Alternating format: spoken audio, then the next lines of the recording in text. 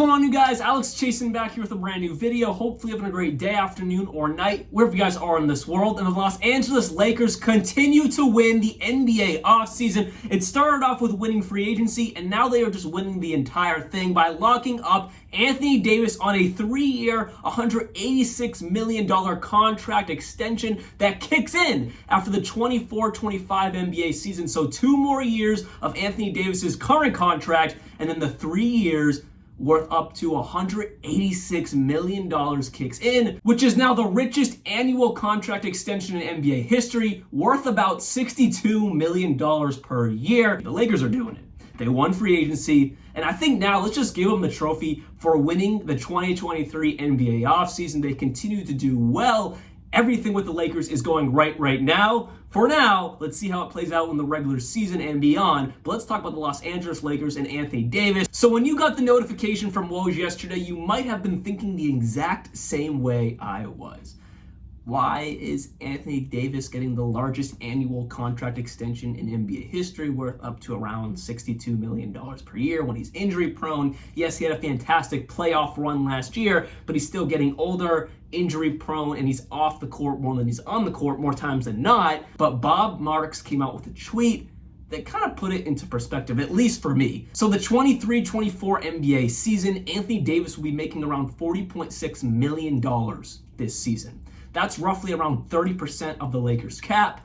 The following year, Anthony Davis will be making around $43.2 million, which is around 29% of the Lakers cap. You see how it goes down, but he's making more money because of the new CBA. The cap space is expanding. And now looking at the math within the contract extension in the 25-26 season, AD will be making $57.6 million, which is 35% of the cap. So from this season, where he's making around $40.6 million, it's around 30% of the cap, and then next year it's 29% of the cap. It jumps up to 35% of the cap, and then when AD makes $62.2 million in the 26-27 season, it will be 34% of the cap, and then also 34% of the Lakers cap space in the 27-28 season, which is the last year of this contract. Now, why do I say any of this? Because on paper, you see the tweet, there's no details like Bob Marks has lovely put on his whiteboard here. But all Woj says is the largest annual contract extension in NBA history, worth roughly $62 million per year.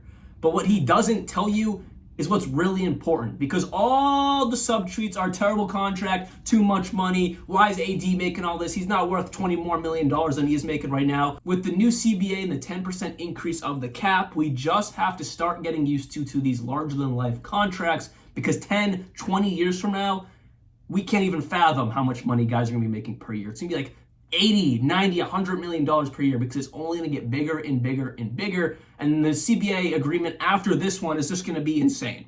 So let's stop the Twitter subtweets of like, this is a terrible contract, because right now AD is taking 30% of the Lakers cap. When he's making $60 million, $20 more million than he's making right now, it jumps up to around 35 and then 34% of the cap. So it's really not that big of a difference than what he is right now. It's just a $20 million increase. But like I said, the cap's going up.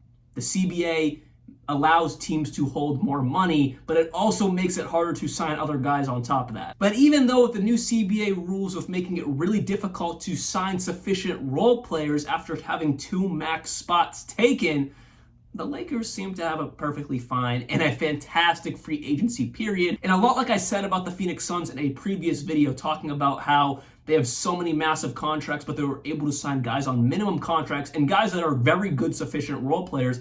They are the lab rats. They are the test dummies for the 23-24 NBA season to see if having guys on massive contracts and only having the money left to sign minimum contracts, if it will work out. And the same relatively kind of applies to the Los Angeles Lakers. LeBron, AD, both on massive deals, but they were able to sign so many great role players. D'Lo is back, Hachimura is back, AR-15 is back. They brought in Gabe Vincent, Taurean Prince, Cam Reddish, Jackson Hayes. They still have one of my favorite players in the league, a fantastic defender in Jared Vanderbilt, and they also have their first-round pick in Jalen Hood-Schifino, who could be possibly a good role player for this Lakers roster coming into this year. With all that said, they are another lab rat and another test dummy with the new CBA. Having 2 max guys on their roster can they still have a sufficient bench at the end? And I think they proved they do. But will it work out on the court? We shall see. So the Lakers probably look at this and are like, well, if everything goes to plan for what LeBron James wants to happen, assuming he doesn't retire at the end of this season,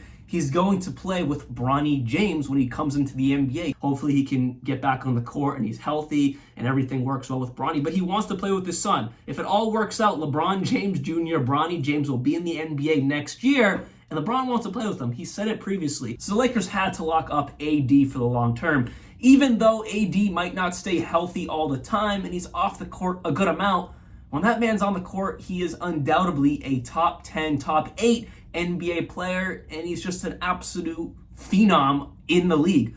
So the Lakers locked him up, and if LeBron James leaves and goes somewhere else, or even when he retires and his money is off the books, they have another max slot open right next to Anthony Davis, who is locked up until 2028. So that entire time, they have another max slot opened to pair up with AD for another superstar to come to LA.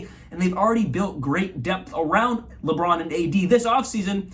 And most of those guys are contracted up for a few years down the line. And they can just add on to that as the years go on. This is a fantastic and very smart financial move by the Los Angeles Lakers. So that is all I have for you guys today. Hopefully you guys did enjoy this video. Anthony Davis now holds the largest annual contract extension in NBA history. Let's see how the Lakers 23-24 NBA season goes. Many more videos from me coming very, very soon. And like always, peace out.